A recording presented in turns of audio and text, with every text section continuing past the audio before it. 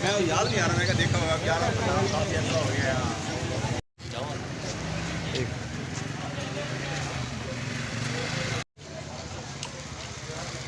जी बिल्कुल, इस वक्त मुल्तान में जो शहीदा में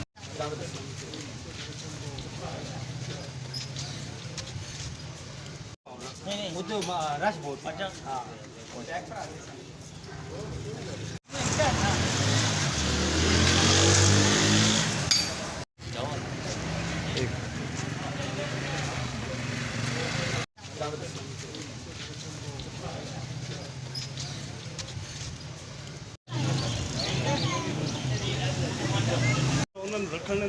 नहीं अभी चेक कर रहे हैं मुख्तियार को आ गया मुख्तियार रखड़े अच्छा। सी ਹੁਣ ਇਹ ਫਰੰਟ ਤੇ ਭਰਨਾ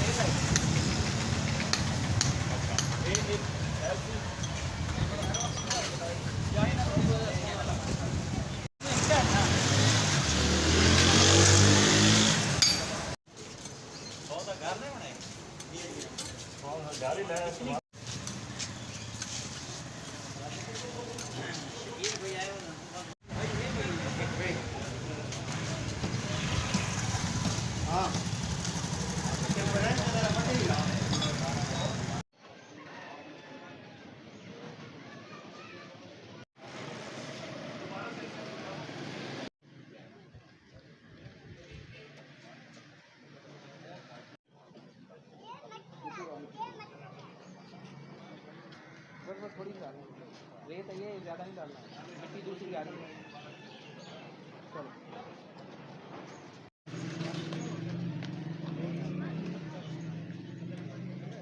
नहीं यार वो मेरी बात